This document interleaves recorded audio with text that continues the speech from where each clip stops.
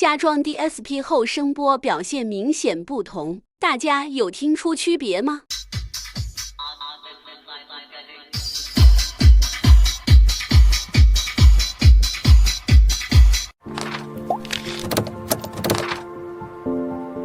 很多人买车时关注外观、动力、油耗，却往往忽略了声音。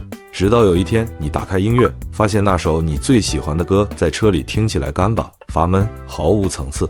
高音像在刮铁皮，中音糊得像蒙了布，低音更是软绵无力。你以为是音源不好，换了几首歌依然难听。这时你才发现，原来汽车的音响系统才是影响驾乘体验的关键之一。于是一个问题冒了出来：汽车音质不行，到底能不能改造？答案当然是可以。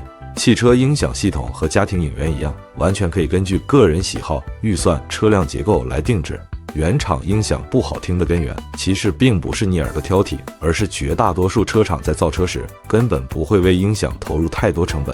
在10几万到20几万这个价位区间，汽车制造商更关心的是动力、油耗、空间、配置这些能写进宣传册的指标。音响系统反而是最容易被压缩预算的部分。你想想，一辆15万的车，整车成本可能只有10万左右，而音响系统通常只占几百块。主机输出功率10几瓦，喇叭用的是纸盆或者塑料膜，磁铁很小，低音震不出来，高音延展不够，中频缺乏厚度，车门内部也没有做隔音处理，噪声和共振全都跑进声音里，最后呈现出来的效果就是平、薄、闷。要想提升音质，第一步是认识声音的链条。汽车音响的工作流程其实很像水管，音乐信号从主机流出，经过 DSP 也就是数字信号处理器处理，再被功放放大，最后通过喇叭发声。如果任意一个环节质量差，声音都会被污染。所以改造音响其实就是在优化这条声音链，让信号更干净，能量更足，表现更精准。很多人以为音响改造就是换喇叭，其实这只是最表层的一步。真正的改造讲究系统匹配，要改的科学就得从3个核心环节入手：喇叭、功放、信号处理。喇叭是发声单元，相当于嗓子；功放是肺，给声音提供力量；而 DSP 则是大脑，让声音更有方向感与层次感。最简单、入门级的改造方案就是换掉原厂喇叭，并增加车门隔音。很多车原厂的喇叭都是薄纸盆，换成高品质的丝膜或复合纤维材质喇叭后，声音立刻变得清晰不少。做隔音的意义也非常大，因为车门内部空腔会产生共振与噪声，用丁基胶、吸音棉做双层隔音后，车门会变得更密闭，喇叭发出的低频更扎实。预算稍高时，加装 DSP 功放是最推荐的方案。它能根据车内声学环境自动校准，让左右声道的延时精准匹配，让主驾驶位听到的声音居中。DSP 还能对不同频率进行均衡调教，修正喇叭的声压分布，让声音变得自然。它相当于在车里加了一个专业调音师，让整个系统更智能。而如果你追求震撼感，可以加一支低音炮。低音炮并不只是轰隆隆的震动，而是让音乐更完整。真正的好低频不是震，而是拖。没有低音支撑，整首歌会显得空。有了低音炮，声音的厚度和包围感都会明显增强。对于很多喜欢电子乐、摇滚、电影原声的车主来说，低音炮就是灵魂。不过，音响改造讲究平衡，不是所有设备都越贵越好，也不是越大越强。有的人盲目追求功放功率，却忽略了喇叭的承受力；有的人装了低音炮，却没做好分频，导致低频与中音打架，声音混乱。音响系统是一条完整的链路，任何一个环节出问题，整体效果都会被拉低。所以改装的关键不是堆料，而是匹配和调音。调音是音响改造的灵魂。即使用了同样的设备，不同的调音师调出来的效果差别可以天壤之别。调音师会用 RTA 频谱仪检测声波分布，微调 EQ 曲线、相位、延时，让每个频段都平衡，让声音的焦点准确落在中控位置。调得好的系统，人声会像在眼前唱歌，鼓点打得准，空间感强，细节丰富。而调音的前提是良好的安装，喇叭安装时角度要对，密封要严。高音喇叭如果埋得太深或角度不对，会让声音被仪表台反射；低音喇叭固定不稳，会引起共振。一个懂声学的安装师傅会根据车内空间结构调整喇叭朝向，让声场均衡而自然。改音响时还有一点必须注意：安全。汽车音响系统牵涉供电线路，劣质施工可能造成短路、漏电甚至起火。正规的改装店都会采用独立取电、保险保护和线束对插安装的方式，避免破坏原车线路。这种无损安装方式不会影响原车质保，也方便后期拆换。有人问，改完音响会不会影响原厂保修？如果施工规范，线路不剪接，不改主机电源，一般不会。可以提前与 4S 沟通，让他们明确哪些部分不影响整车保修，同时保留施工单、配件发票，有问题也能追溯。